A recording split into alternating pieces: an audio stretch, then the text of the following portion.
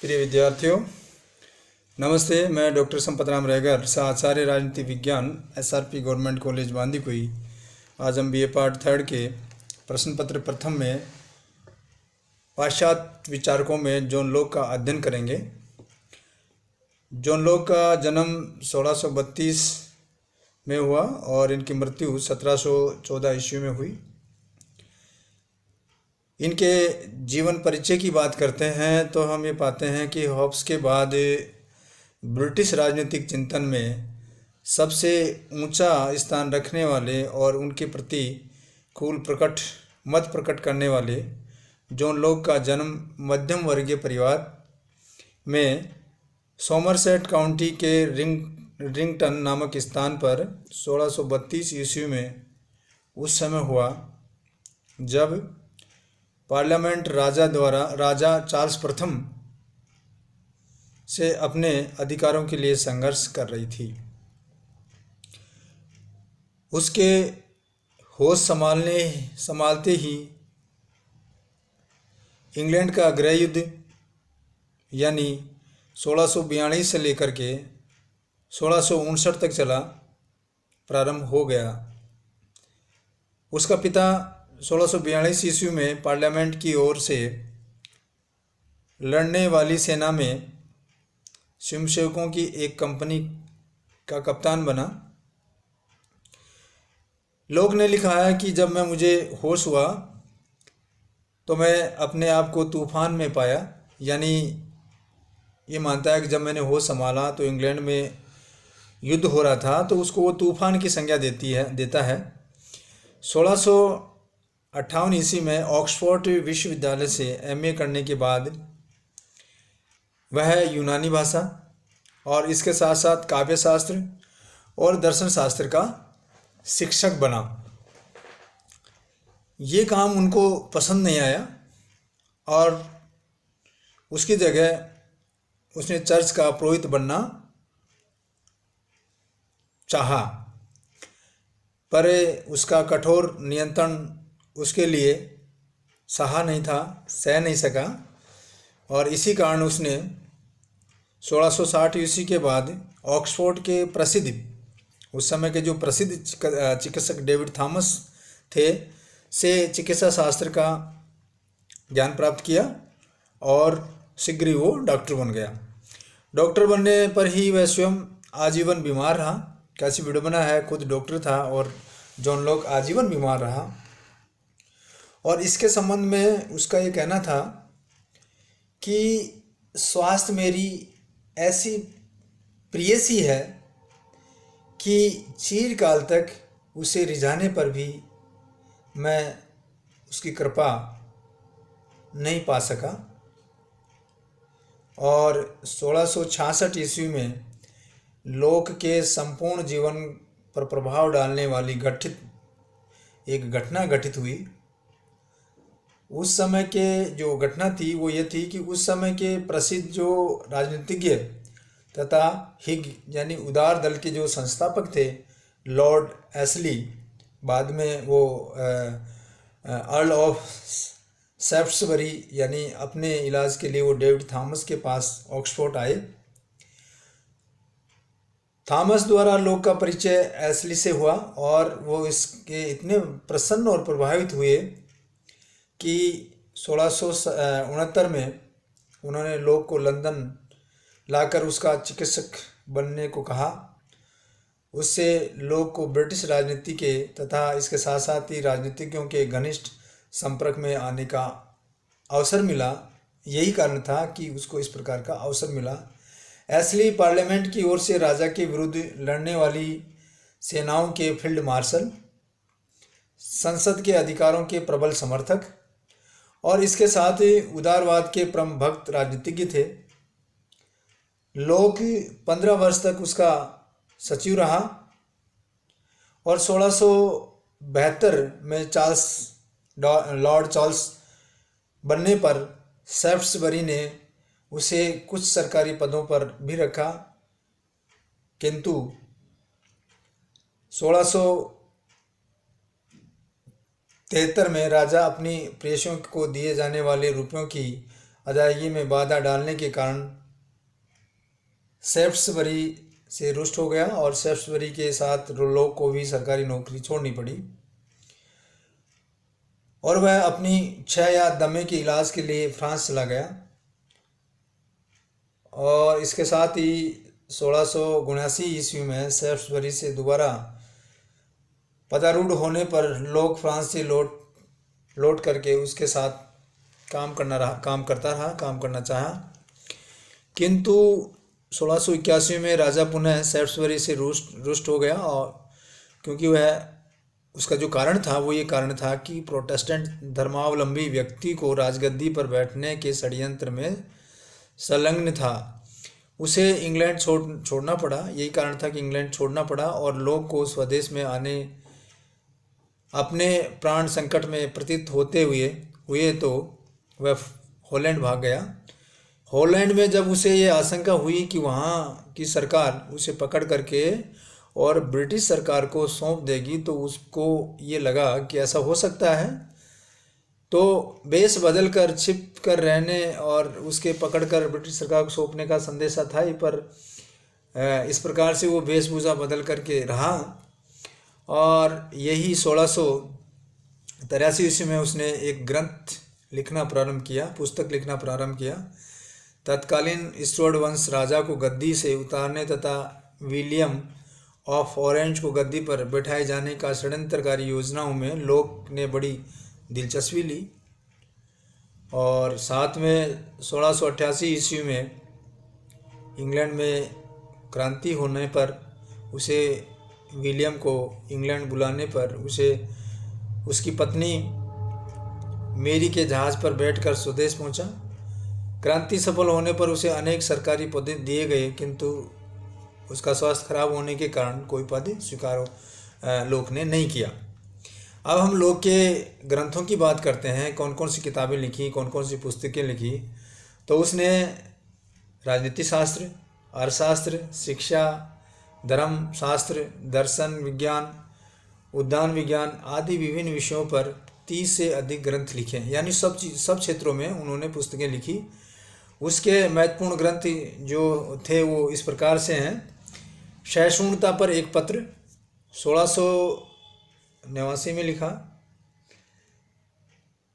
A lecture on toleration, दूसरा शासन पर 2 निबंध 1690 में लिखा। और तीसरा 1692 में, और चौथा पत्र कोरोलिना का मौलिक संविधान ये लिखा, जो दूसरा सबसे बड़ा महत्वपूर्ण ग्रंथ है।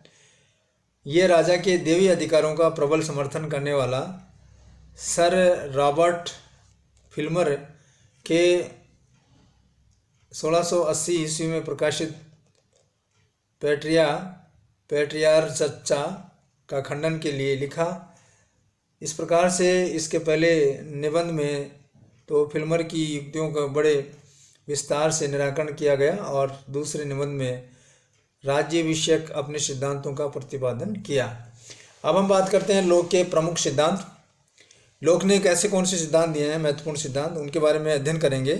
पहला सिद्धांत उन्होंने मानव स्वभाव की धारणा का दिया, और मानव स्वभाव की धारणा में हॉब्स और लोक के मानव स्वाभाविक विचारों की में आकाश पाताल का अंतर बताया है। यानी लोक का और हॉब्स का और लोक का मानव स्वाभाविक विषय विचारों में जो अंतर है वो आकाश पाताल का बताया। हॉब्स मनुष्य में केवल पार्श्विक प्रवृत्तियों का दर्शन करता है। हॉब्स ये मानता है कि मनुष्य केवल पार्श्विक यानी पशु प्रवृत्तियों का दर्शन है, किंतु लोग उसे मानवीय गुणों पर बल देता है। लोक ये मानता है कि इसमें मानवीय गुण भरे हुए हैं, मानवीय गुणों का भंडारा है। और वो किस प्रकार से है, उन्होंने इस प्रकार से उन गुणों का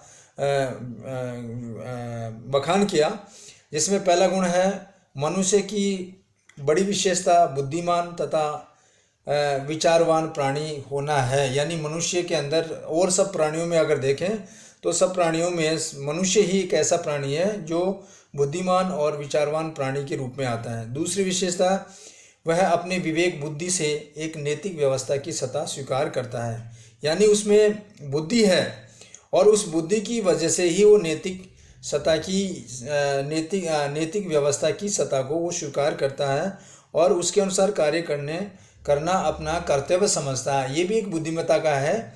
और तीसरा जो महत्वपूर्ण कारण है वो ये है कि उसमें दूसरों के प्रति सहानुभूति और साथ साथ में प्रेम और दयालुता के गुण भी होते हैं। दोनों विचारकों की मानव प्रकृति की धारणा में पहला भेद यह है कि हॉब्स का मानव कोरा पशु है, यानी केवल पशु मात्र मानता है हॉब्स, किंतु लोक ये मानता है कि एक नैतिक व्यवस्था को स्वीकार करने वाला है और उसके अनुसार वो आचरण करने वाला प्राणी है। लोक ये मानता है कि मनुष्य सदैव ही अपने कर्तव्यों का पालन नहीं करते। लोक का मानना है कि मनुष्य सदैव ही अपने कर्तव्यों का पालन नहीं करते। उदाहरण के तौर पे बताया कि वे सत्य नहीं बोलते। लोग कहता है कि वो सत्य नहीं बोलते, पड़ोसी की हत्या करते हैं, किंतु उन्हें ये ज्ञान है, ये बुद्धि है कि सत्य बोलना चाहिए, हत्या नहीं करनी चाहिए।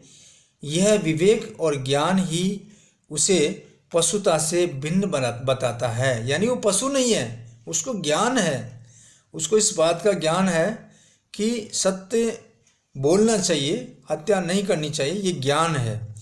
दूसरा जो अंतर है वो ये है, हॉब्स का मनुष्य विशुद्ध भौतिकवादी है।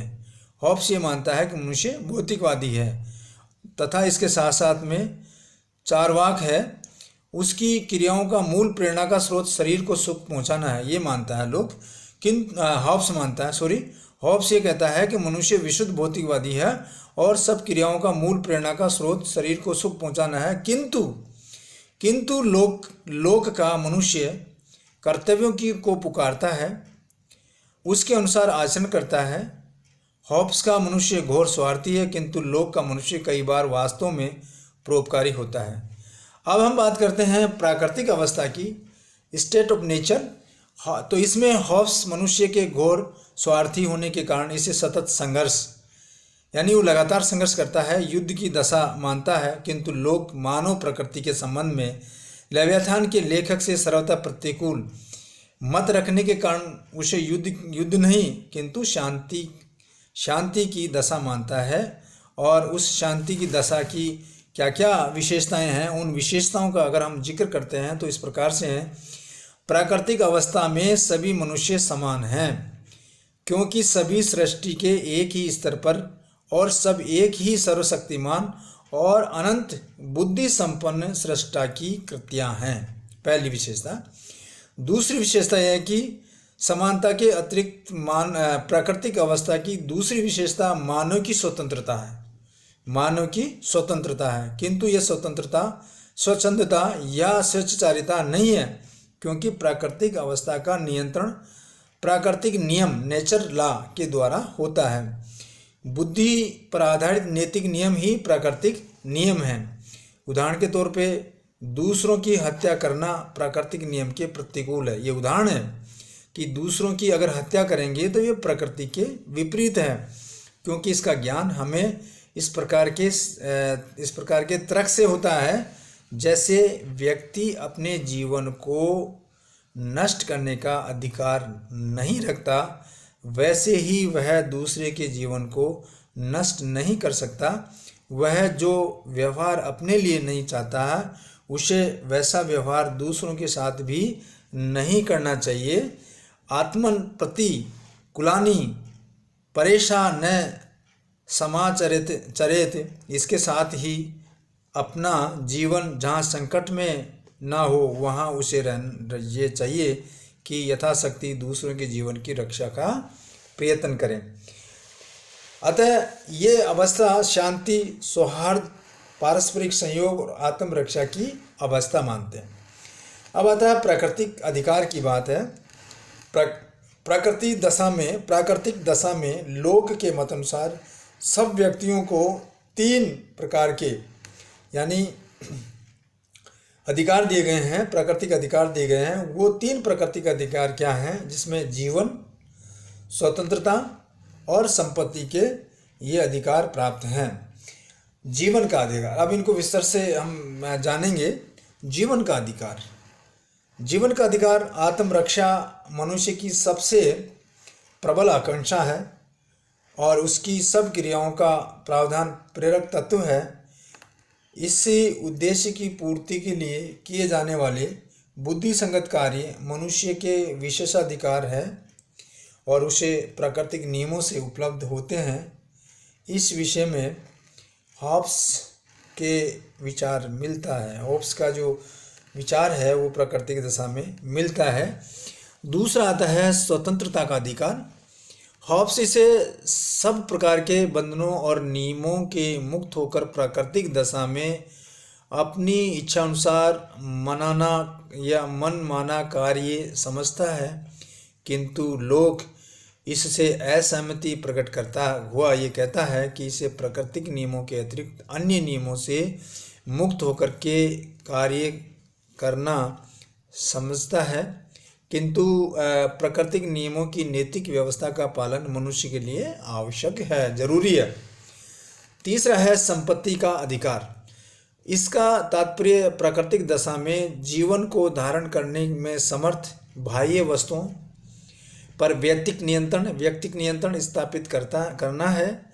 लोग ने दूसरे निबंध के 5वें अध्याय में व्यक्तिक स्वामित्व के संबंध में अपने सिद्धांतों का प्रतिपादन विस्तार से बताया। उनका मानना था कि प्रारंभ में वस्तुओं पर सब समान अधिकार था। अगर हम पहले की बात करें, प्राकृतिक अवस्था की बात करें, तो उस समय सब वस्तुओं पर सबका अधिकार था, किंतु जब कोई व्यक्ति ने अपने शरीर का श्रम किसी वस्तु के साथ जोड़ लेता है तो उस पर उसका व्यक्तिक अधिकार हो जाता है।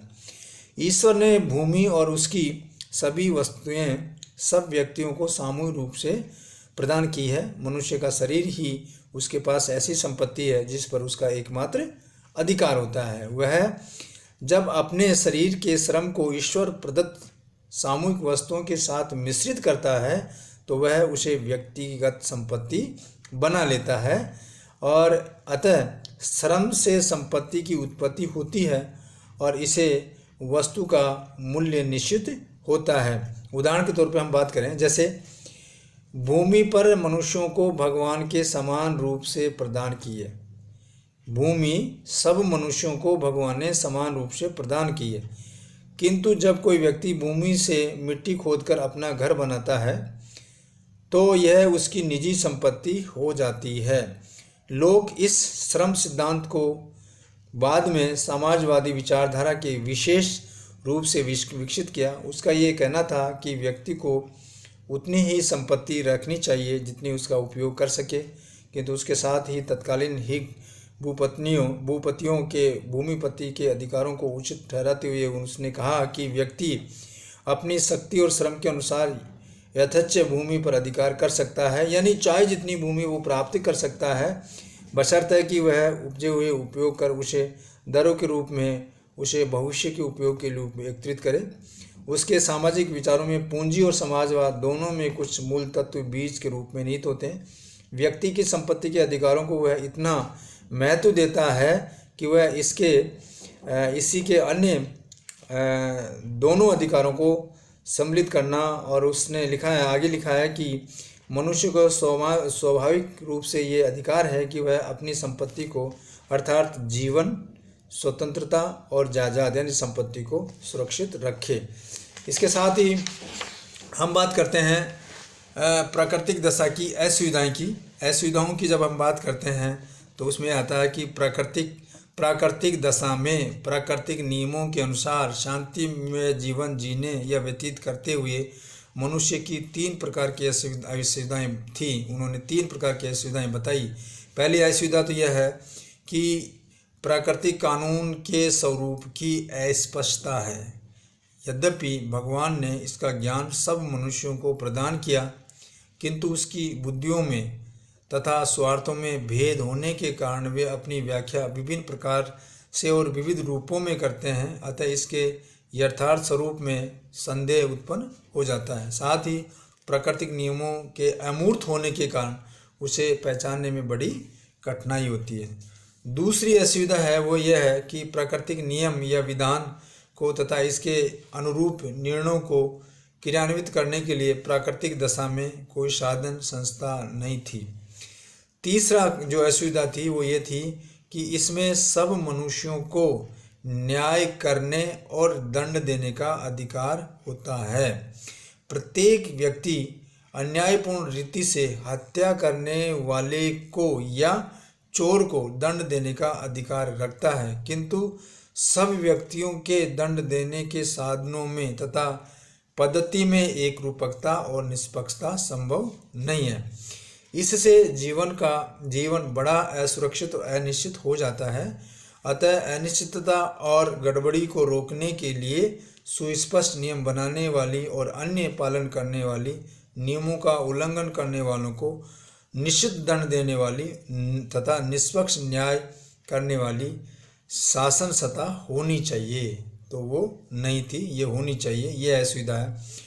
डेनिंग ने लोक के प्राकृतिक दशा की तुलना एक सामान्य सर्वोच्च राजनीतिक शासक के अभाव में ऐसी अवस्था से की है जिसमें अमेरिका के जंगलों में एक स्विट्जरलैंड वासी और फ्रेंच मिलते हैं। यहाँ न तो इन दोनों पर लागू होने वाले कानून स्पष्ट और सुनिश्चित हैं और न ही उन्हें लागू करा सकने वाला और इसका भंग करने वाले को दंड देने वाला और इस पर निष्पक्ष विचार रखने वाला कोई उच्च शासक है। प्राकृतिक दशा की उपरोक्त तीनों असुविधाओं को दूर करने की दृष्टि से मनुष्य ने एक सामाजिक समझौता यानी सोशल कॉन्ट्रैक्ट द्वारा राज्य का निर्माण किया। धन्यवाद।